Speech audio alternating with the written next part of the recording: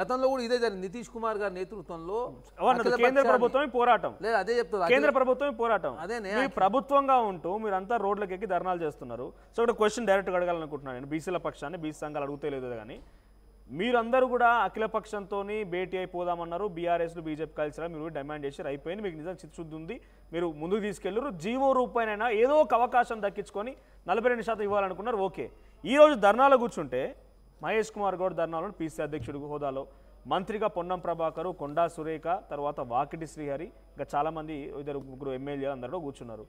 రేవంత్ రెడ్డి గారు అవసరం లేదా? అంటే రేవంత్ రెడ్డి గారికి బీసీలకు రిజర్వేషన్ కావాలని లేదా? కోమటిరెడ్డి వెంకటరెడ్డికి లేదా?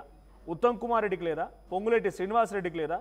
లేదా ప్రతిసారి రాజగోపాల్ రెడ్డి గారు సరైన పాపం ఎమ్మెల్యేనే, మీకు మంత్రికి అవకాశం పాపం ఆయన కూడా బాధపడుతున్నాం చాలాసార్లు, మంత్రి కావాలంటున్నారు. కానీ ఆయన వచ్చి కూర్చుంటే ఏం పోయేది? నిజంగానే మీరందరూ కూడా బీసీలకు అవకాశం ఇవ్వాలన్నటువంటి మీ ప్రభుత్వం మంత్రులు శ్రీధరబాబు గారికి అవసరం లేదు ఇవన్నీ. ఇప్పుడు చాలా స్పష్టంగా మీరు గుర్తుపెట్టుకోండి, బీసీ సంఘాలంతా కూడా పార్టీ అధ్యక్షులను కలిసి రిక్వెస్ట్ చేశారు. ఏ పార్టీ అధ్యక్షుడు కూర్చోలే. కాంగ్రెస్ పార్టీ నుంచి మా మహేష్ కుమార్ గౌడ్ తప్ప, బీజేపీ నుంచి రామచంద్రరావు గారు లేదు, బీజేపీ నేత లేరు, బీఆర్ఎస్ పార్టీ నుంచి కేసీఆర్ గారు లేదు, కేటీఆర్ గారు లేదు.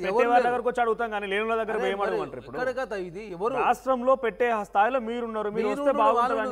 అందరిని అడిగారు వీళ్ళకి అవసరం లేదని చెప్పండి. వాళ్ళకి అవసరం లేదంటే ఇప్పుడు పొంగులేటి శ్రీనివాసరెడ్డి గారు మేడారంలో టెండర్లో వచ్చినట్టు కొండా సురేఖతో విభేదాలు అవే నడుస్తున్నాయి కదా. మేడారం టెండర్లో ఫస్ట్ ఉంటారు ఆయన, మొత్తం ప్రభుత్వం నెంబర్ 2 అని చెప్పుకునే రకంగా చాలాసార్లు చర్చకు వచ్చినాయి. ఈరోజు బీసీలకు సంబంధించి అంశం వచ్చినప్పుడు కనీసం మాట రూపేనా నోచుకోరు. బీసీ పార్టీ అధ్యక్షులను అడిగిరు, పార్టీ అధ్యక్షులు కూర్చున్నారు. మరి మంత్రులు ఎందుకు కూర్చున్నారు? మంత్రులు ఎందుకు కూర్చున్నాడు? బీసీలు కాబట్టి కూర్చుంటారు. తుమ్మలాశ్వరరావు గారు పార్టిసిపేట్ చేశారు.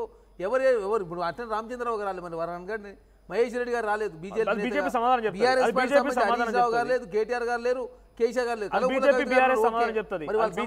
మా పార్టీ తుమ్మలాశ్వరరావు గారు కూర్చున్నారు. అంటే వాళ్ళు కూర్చోలేదు.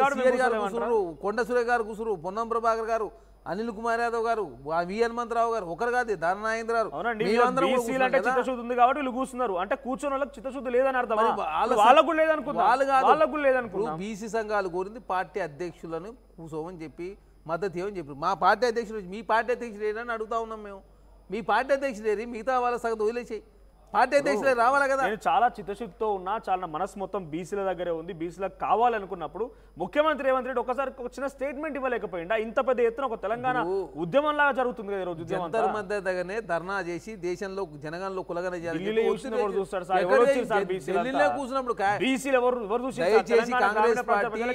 ఢిల్లీలో జరిగింది తెలుసా? అక్కడ రాజకీయం జరిగిందా? పొద్దున కూర్చొని టెంట్ల మీద కూర్చొని సాయంత్రానికి కాంగ్రెస్ పార్టీ 2 సార్లు ఢిల్లీలో క్యాబినెట్ మొత్తం ఎమ్మెల్యేలు మంత్రులు ముఖ్యమంత్రి గారు మొత్తం కూడా 2 సార్లు ఢిల్లీలో కూర్చున్నారు. బీసీ సంఘాలు ఢిల్లీకి పిలిచినప్పుడు బీఆర్ఎస్ రాలే, భారతీయ జనతా పార్టీ రాలే. రెండోసారి కాంగ్రెస్ పార్టీ రాలేదు కాబట్టి మంత్రులు పొంగులేటి, ఉత్తమ్ కుమార్ రెడ్డి, కోమటిరెడ్డి వెంకటరెడ్డి, రేవంత్ రెడ్డి, శ్రీరావు రాలేదు. బీసీ రిజర్వేషన్ అవసరం లేదు.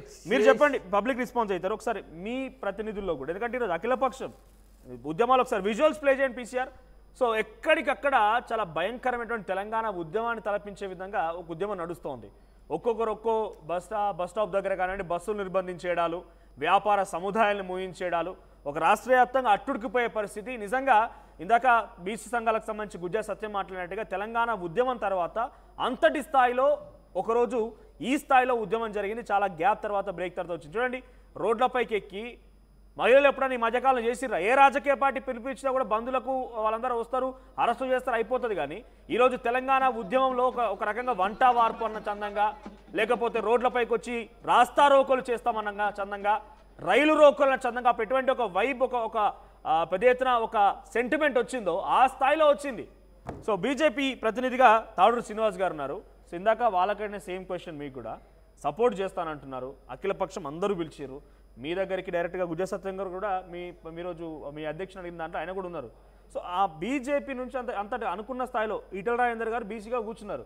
బండి సంజయ్ ఎక్కడ కనబడలే, ధర్మపై అరవింద్ గారు ఎక్కడ కనబడలే, ఇంక తర్వాత బీసీ ఎమ్మెల్యే ఎవరిని ఒకరిద్దరు ఉంటే వాళ్ళు ఎక్కడ కనబడలే. మొన్న కాటిపల్లి వెంకటరామారెడ్డి అన్నట్టుగా మాకు కూడా రిజర్వేషన్గా వాళ్ళ కోసం కొట్లాడుతున్నారు, లేకుంటే బీసీల పక్షాన్ని ఉన్నారా? అది నైతికంగా అంటే కూడా విషయం గమనించండి. లీగల్గా అవుతుందా కాదా పక్కన పెడితే ఈరోజు ఇంతటి ఉద్యమం జరుగుతుంది అనుకున్నప్పుడు వాళ్ళకి కనీసం మద్దతునివ్వాల్సిన అవసరం అయితే ఉంటుంది కదా. ఒక నిమిషం, దీంట్లో మనం ఈరోజు బీసీలందరూ కూడా మా గుజ్జా సత్యం గారిని నేను సూటిగా అడుగుతున్నా, మనం దేనికోసం ఈ పోరాటం చెప్పండి మీరు? 42% రిజర్వేషన్ కానీ లేకపోతే రాజ్యాధికారంలో బాగా 42%కు నేనైతే పెద్ద ఇదవ్వట్లేదు. 60% జనాభా 42 ఎవడాడు ఫిక్స్ చేయడానికి? ఎవరిని అడిగి చేసిండు? ఏ చట్టంలో ఉంది? ఏ జనాభా ఎంత ఉంటే మేమంతా అని మన నినాదం. సో వాస్తవం కదా. సో మన 42% పోరాటం కాదు, శాశ్వత ప్రాతిపదికన మనకు రాజ్యాధికారంలో భాగం. అది ఆచరించిన వాళ్ళు ఎవరు, ఆచరించని వాళ్ళు ఎవరు? దేనికోసం ఏమొస్తుంది? మనం ఒక పార్టీ పెట్టినాం అనుకుందాం, గుజ్జ సత్యము మీరు బీసీ సంఘము ఒక బీసీల పార్టీ వచ్చింది. దేనికోసం? ముఖ్యమంత్రి మంత్రులు మనమే అవ్వడానికి, జనాభా ప్రాతిపదికన మన బీసీలు ఎక్కువ ఉండడానికి అని అంటాం. మన వాటా మన కోసం వస్తుంది, మన వాటా మన కోసం. మరి ఈరోజు బీజేపీ పార్టీ ఇంత పెద్ద నేషనల్ పార్టీ ఈరోజు మేము ఆచరిస్తున్నాం కదా. ఇప్పుడు మా దగ్గర ఉన్నది ఏంటి? కేంద్ర చాలా డిబేట్ లో కూర్చున్నాం.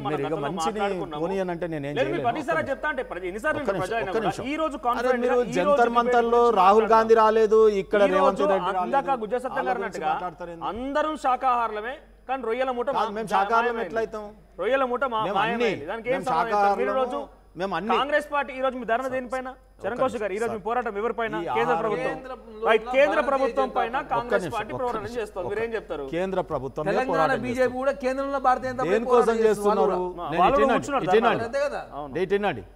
ఇవాళ ఎవరి దగ్గర ఎన్ని పదవులు ఉన్నాయి నేను చెప్పే ప్రయత్నం చేస్తున్నాం. మా దగ్గర కేంద్ర చరిత్ర కాదు, అరే వాళ్ళ దగ్గర ఉన్న టాపిక్ తీసుకుందాం. ఇప్పటివరకు నిమిషం సార్, మీ పోరాటం ఎవరిపై చెప్పండి.